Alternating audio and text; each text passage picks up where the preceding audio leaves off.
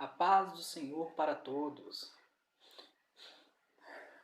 Neste dia vamos estar explicando o Salmo de número 80, oração pela restauração de Israel. Salmo de número 80, versículo de 1 ao 19. Tu que és pastor de Israel, dá ouvidos. Tu que guias a José como a um rebanho. Tu que te assenta entre os querubins, resplandece. A primeira questão aqui é que Deus é chamado de pastor de Israel.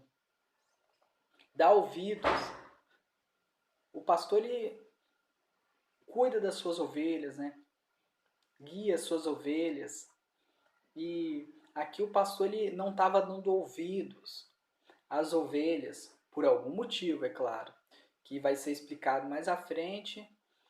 Tu é que é pastor, ele é chamado de pastor, aquele que cuida, aquele que leva as ovelhas a estar em pastos verdejantes, onde tem águas tranquilas, todo cuidado. Tu que guias a José como um rebanho, José aqui é guiado como um rebanho, como ovelha, ele é tratado como ovelha. Tu que te assentas entre os querubins, Deus aqui ele está assentado entre os querubins.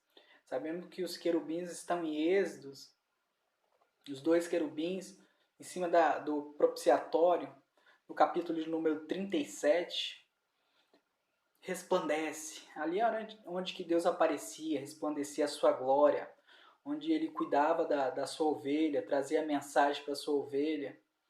Ali é onde que o homem buscava a face e o conhecimento de Deus. Ali é onde que ele aparecia com a sua glória, né? Resplandece.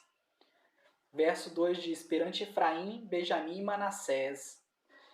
Todo mundo sabe, né, que Efraim é filho de José, Benjamim é o irmão mais novo, e Manassés também é o irmão de José, que teve o direito de primogenitura, né, trocado para Efraim. Efraim que recebeu o direito de primogenitura. Por isso que ele vem aqui na frente, aqui, perante Efraim, Benjamim e Manassés.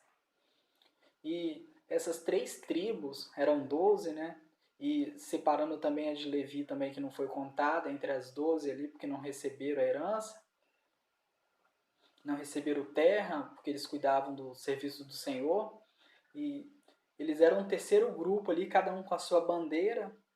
Efraim, Benjamim e Manassés era o terceiro. Eram 4 grupos de 3 tribos cada.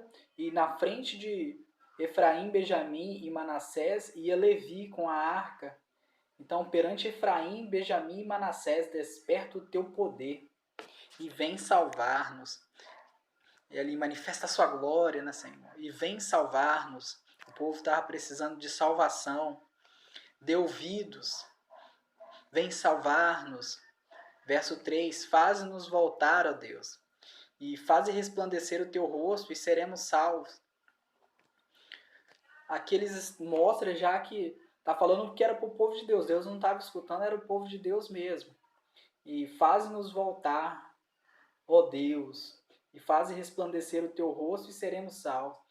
Pede para ser reconciliado ali, sempre com pedido de faze-nos voltar, não só no verso 3, no verso 7, no verso 19, são semelhantes esses versículos, pedindo para que Deus resplandecesse o rosto dele.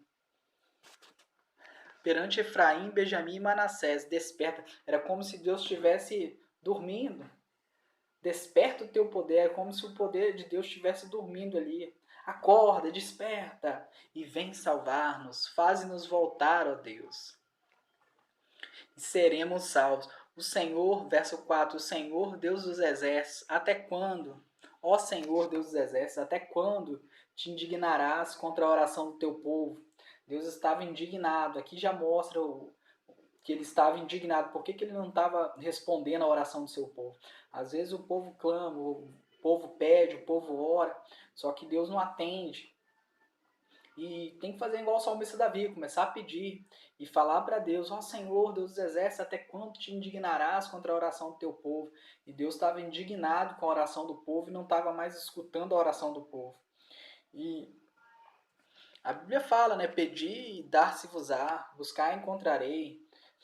Quem bate, abre, quem pede, recebe, quem busca, encontra. Lucas 11, 10, né? Se a pessoa pedir a Deus, Deus com certeza ele atende. E por que Deus não estava atendendo aqui? Aí tem uma resposta também em Tiago, capítulo 4, verso 3, que fala: pedistes e não recebestes, porque pediste mal, para gastardes nos vossos próprios deleites. Às vezes a pessoa pede mal ao Senhor, às vezes a pessoa está ali em pecado também, pecado, porque Isaías capítulo 59 fala que as mãos do Senhor não estão encolhidas para salvar, nem os seus ouvidos agravados para que não possa ouvir. Tá vendo? Deus escuta, mas embaixo está dizendo: mas os vossos pecados fazem separação entre vós e o vosso Deus encobre o rosto de vós para que não vos ouça. Ou seja, se a pessoa estiver em pecado, Deus ele não vai responder mesmo. E o povo aqui que Deus cuidava como ovelha, como rebanho, ia diante de Benjamim, Manassés e Efraim ali, e Deus não estava escutando. Ó Senhor Deus dos exércitos, até quando te dignarás contra a oração do teu povo? Aí verso 5, tu sustentas com pão de lágrimas, e lhes dás a beber lágrimas com abundância. Até o alimento deles era um alimento de sofrimento, um alimento de choro. Para a pessoa conseguir ali se alimentar era através de muitas lágrimas, lágrimas em abundância. Tu nos pões em contendas com os nossos vizinhos, e os nossos inimigos zombam de nós entre si. Quer dizer, era muita zombaria contra Israel. Faze-nos voltar, ó Deus dos exércitos. Verso 7 aqui, o verso 19 vai ser semelhante, assim como o verso 3. Faze-nos voltar, ó Deus dos exércitos. E faze resplandecer o teu rosto e seremos salvos. Resplandecer o rosto é ter a presença de Deus, né? O rosto de Deus ali, a presença de Deus manifesta naquele lugar. Porque a presença de Deus ela pode salvar o homem. Trouxeste uma vinha do Egito, lançaste fora o gentil e a plantaste. Deus ali compara o povo de Israel como uma vinha, né? Trouxeste uma vinha do Egito. Tirou lá do Egito o povo de Jacó e cresceram em abundância. E depois Deus tirou lá com a areia do mar, da praia. Deus tira o povo do Egito ali com grande mão, com mão forte, com grandes pragas, né? Água em sangue, rãs, piolhos, moscas, saraiva, peste sobre os animais, peste sobre os homens, escuridão, que são as trevas ali, morte dos primogênitos. Deus praticamente faz muitos milagres e sinais e no final abre o mar vermelho e tira o povo ali do Egito com mão forte, com o braço estendido mesmo. Lançaste fora os gentios e o plantaste. Deus leva o povo lá para Canaã, capítulo 1 ali de Josué, capítulo 1 ao 12, em diante, você vê Deus tirando o povo de Canaã, 7 nações poderosas, e planta ali o povo de Israel no local. Trouxeste uma vinha do Egito, lançaste fora o gentio e a plantaste lá em Canaã. Preparaste-lhe lugar, fizeste com que ela deitasse raiz, verso 9, né? Preparaste-lhe lugar e fizeste com que ela deitasse raiz e encheu a terra. Quer dizer, ela começou a prosperar debaixo da presença de Deus, com o cuidado de Deus ali, Deus como um pastor, cuidando de José, cuidando do povo de Israel. Os montes foram cobertos da sua sombra, e os seus ramos se fizeram como cedros de Deus, tudo na presença do Pai. Ele estendeu a sua ramagem, verso 11, até o mar, e os seus ramos até o rio, crescimento. Por que quebrastes então os seus valados, de modo que todos passam por ela e a vindimam? Tipo, a proteção, a cerca foi tirada. Deus aqui que está quebrando os valados. Não é o diabo, não é outra coisa não. Aqui é o próprio Deus mesmo. Por que quebrastes então os seus valados? O salmista falando com Deus. De modo que todos os que passam por ela vindimam. Ele tirou ali os valados, a proteção, e todo mundo vinha e tirava o alimento. Tirava dela o que queria. O javali da selva a devasta, e as feras do campo a devoram. Quer dizer, até os animais selvagens vinham e levavam o que queriam. E até mesmo Roma ali, ele tinha um símbolo também do javali. O javali da selva a devasta. Quer dizer, até os próprios romanos vinham ali e destruíam. Pode ser isso, né? Não sei. E as feras do campo a devoram. Eu sei que o javali da selva a destruía e as feras do campo a devoravam.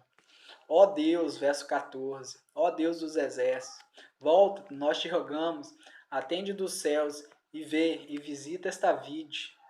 Quer dizer, a vide estava abandonada. Estava abandonada e sem atenção de Deus naquele momento. E a videira que a tua destra plantou, e o ramo que fortificaste para ti. O próprio Deus tinha plantado. Era Deus que tinha plantado, não era outro não. Está falando de Deus aqui mesmo, salmista. E a videira que a tua destra plantou. Quem plantou foi Deus, tá? E o ramo que fortificaste para ti. Deixou forte.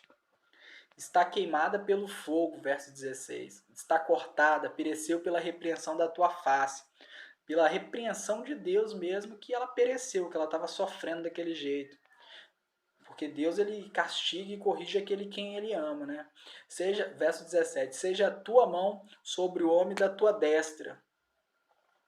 Seja a tua mão sobre o homem da tua destra, da tua mão direita, sobre o filho do homem que fortificasse para ti. Era a própria mão de Deus ali contra eles. Assim nós não te viraremos as costas, guarda-nos em vida.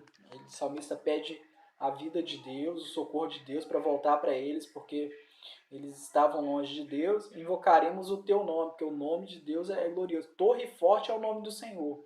Para ele correrá, para ela, né, para a torre forte, que é o nome do Senhor, para ela correrá o justo e estará seguro. Verso 19, último versículo. Faze-nos voltar, Senhor, Deus dos exércitos.